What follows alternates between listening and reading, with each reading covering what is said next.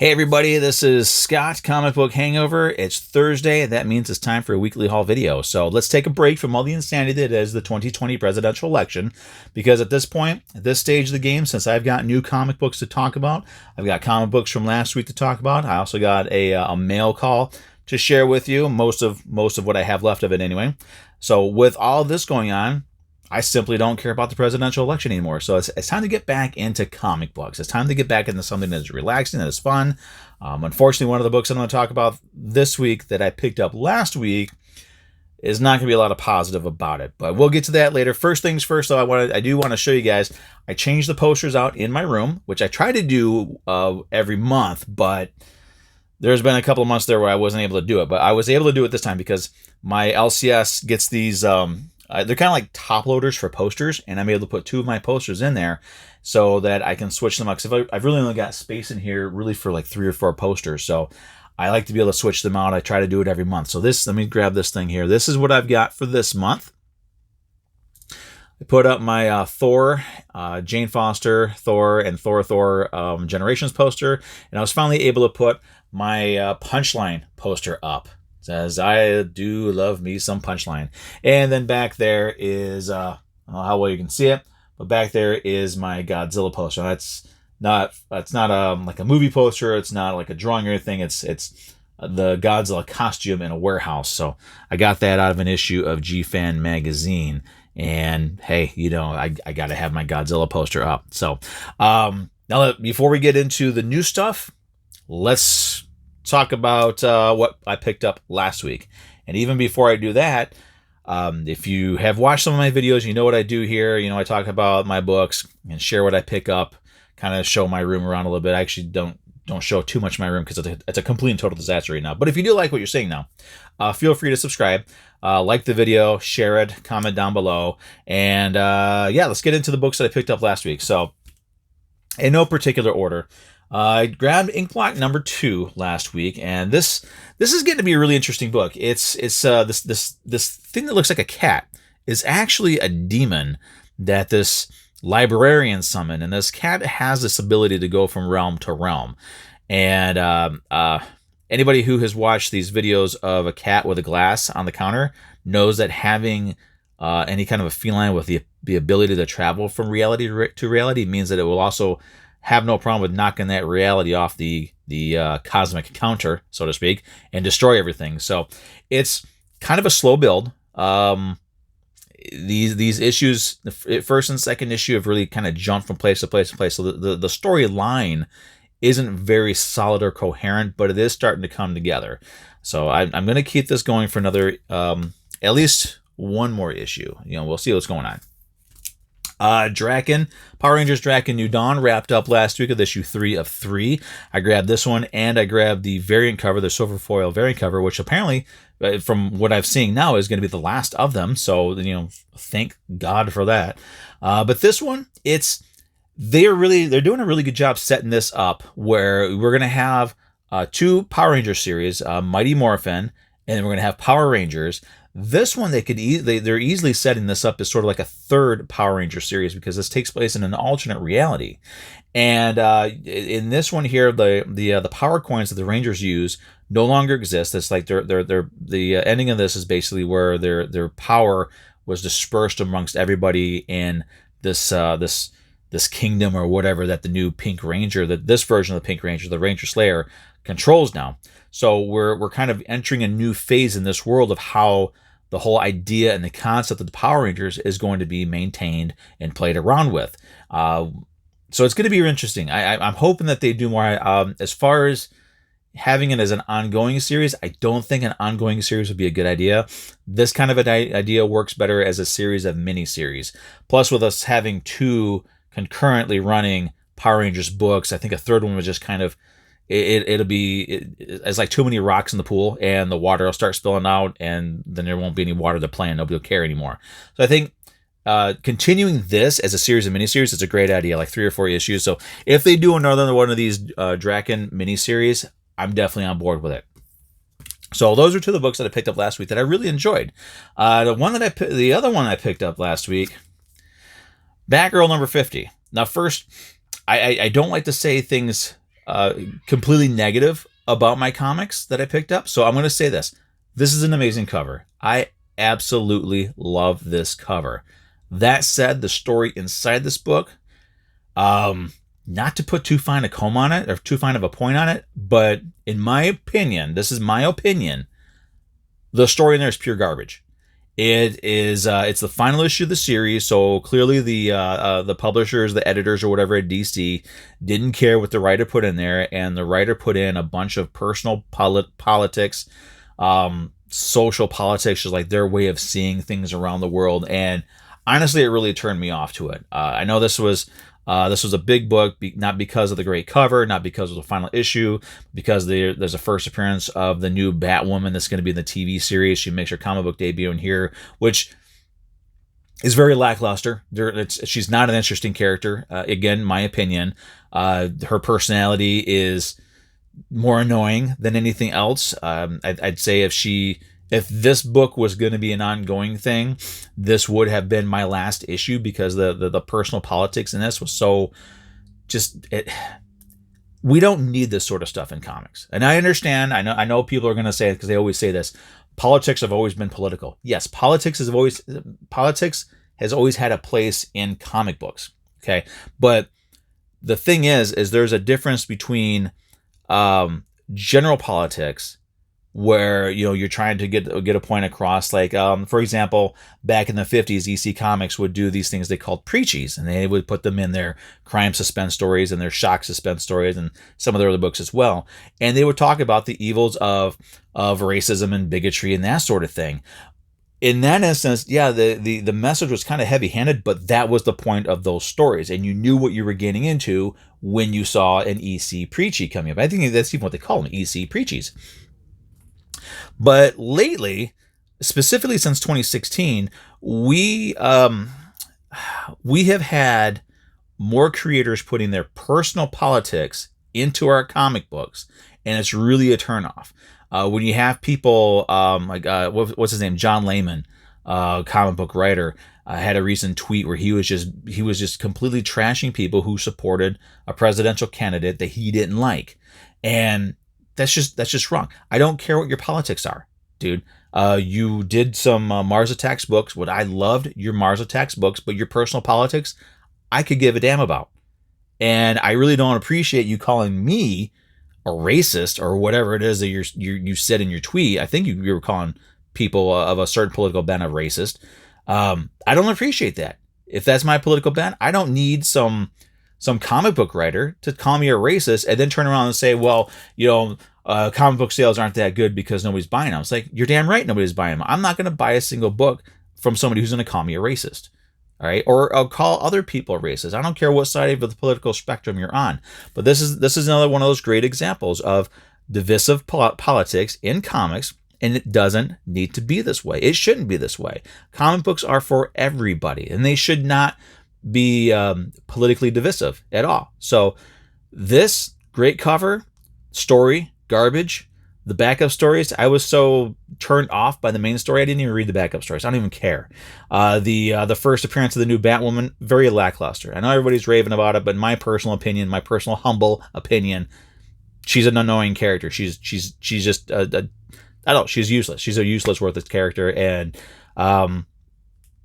this is not a book that had I known that this is what this book was going to be like, I wouldn't have bought it. I would have left it on the rack, but I have it. If it becomes a thing, maybe I'll sell it off, get some money for it, because, got to get some value out of it. So that said, off the soapbox now, let's talk about my mail call. So I subscribed to the Comic Tom 101 Mystery Mail Call. I got my Mystery Mail Call for the month of October. I have most of it. What I don't have for it anymore is, in every one of the mail calls, this is from an older one, this is from August, you get a little card that has a picture on one side, and we'll have on the other side the rundown of the variant covers and the special covers and the ratios and all that sort of thing. I don't have mine anymore because on the one side it was a Dr. Seuss style drawing of Dune, of some of the characters and concepts from the movie and the book Dune, because there's a new comic book coming out.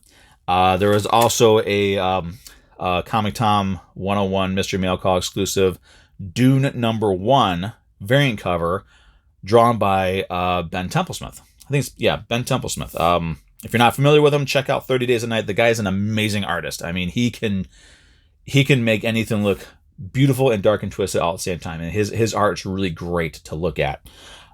So what happened was the Dune book that I got was actually the limited to 700 copy Virgin variant. So it was just the cover with no trade dress, no logo, none of that stuff.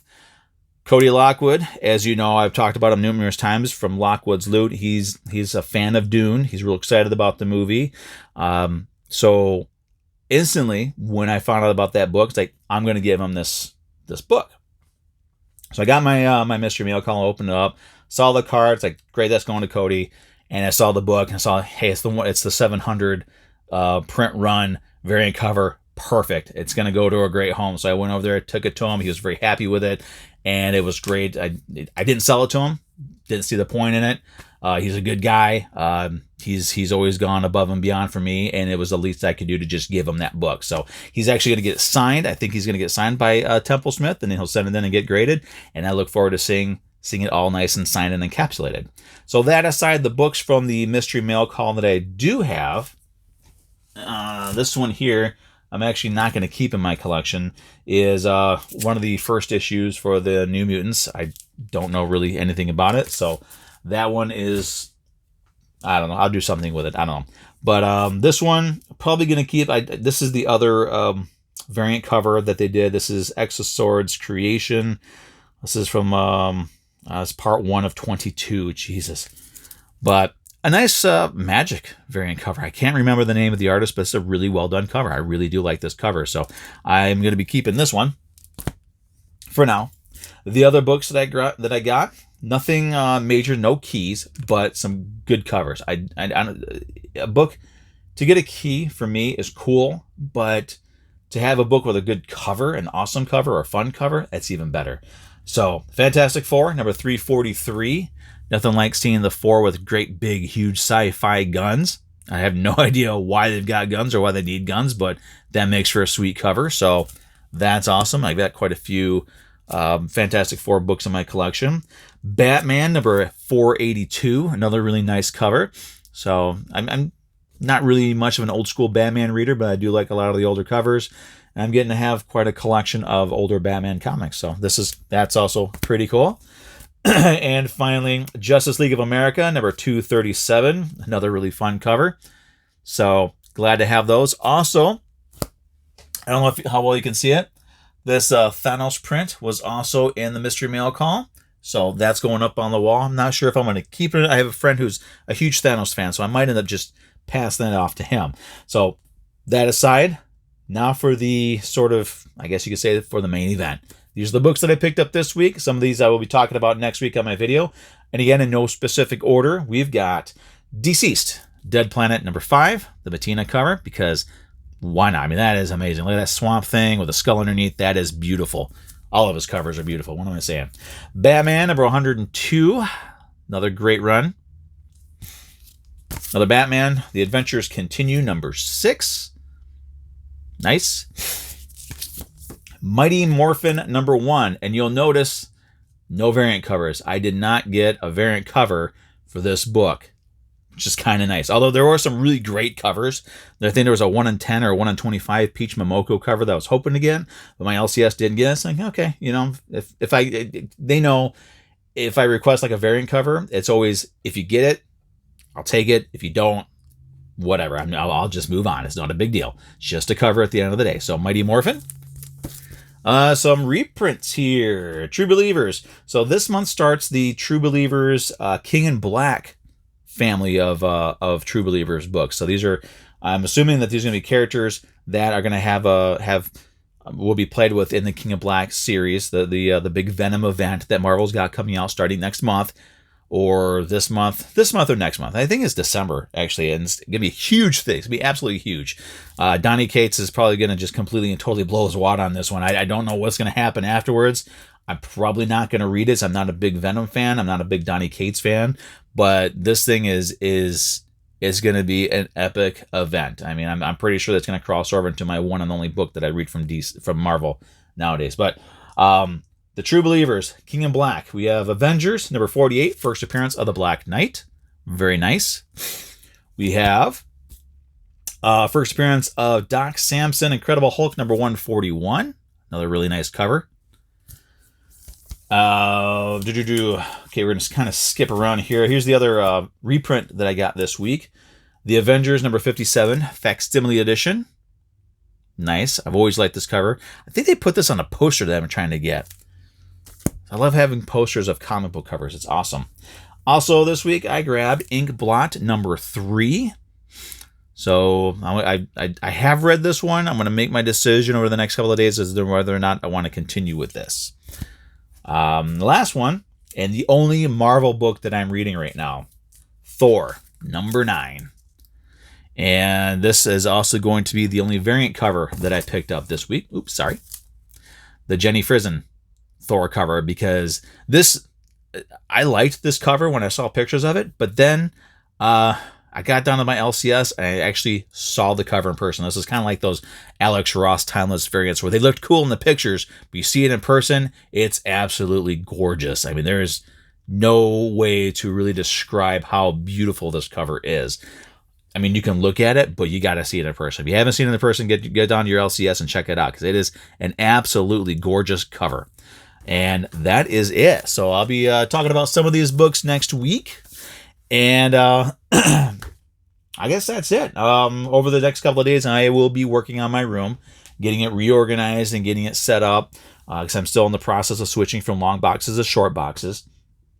I finally got a plan as to how to get it clean, and I got stacks of books everywhere they got to put away. So I'm hoping to get all that taken care of, and then I can kind of show you guys around my room a little bit. It's a really small room, but hey, we get what we get, But that's all I got this week. Thanks for watching.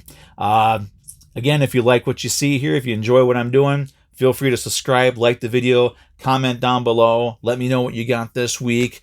I think it's a Comics Fan for Life. Had a nice one of those wonderfully small weeks of books. This was actually, I think, my smallest week this month. Actually, I think maybe next week is going to be a pretty small week for me. But it was always nice to have those small weeks. It's nice, but it's annoying because you don't spend as much money, but then you don't have as much to read. I don't know. But I'm going to go ahead and link to his page and find another channel or two maybe to link to. So check the description down below. You'll see some other pages that I do enjoy watching myself. And that's it. I hope everybody has a good weekend. Try to avoid the insanity of the whole presidential election thing. Don't let it get to you. I mean, honestly, at the end of the day, think about it. Whoever's in the White House, how does it really, really affect you on a day-to-day basis? I mean, I can tell you, my life has really never been affected by anybody who's been in the White House. I mean, it's fun to talk about it. It's fun to get passionate about it. That's fine. But don't get to the point where you're telling like family members, I'm never going to talk to you again because you're pro-Biden or you're pro-Trump. It's not worth it. It really isn't worth it. It's just politics. This is one of the reasons why I read comic books, because, well, comic books are more realistic than politics. And also, at least we know who's behind these masks in these comic books. We know who's behind Spider-Man's mask. We know what he's all about. We know what Dr. Doom is about. So, take a break from it. Maybe watch some of this stuff, but Friday, Saturday, and Sunday, take a break from it. That's what I'm going to do. I'm not going to watch any of this stuff. I don't care anymore. So that said, thanks for watching. We'll see you next week. Everybody have a great weekend. Most of the country, I think we're supposed to have nice weather here in Michigan. We're going to be in the 70s this weekend. It's awesome. We had great weather on Halloween. November 1st, we got snow. And then the last couple of days, and for the next couple of days, we're going to be in the 60s and 70s. So it's awesome. And last thing, sure you guys are noticing this. I am going to try this whole No Shave November thing. I don't know if it's actually still a thing. It used to be, but I figure since I'm wearing a mask at work, then I can just not shave since my mask is going to be covering it up. We'll see how far I can get into it. I've tried to grow this stuff out before. I don't really care for facial hair.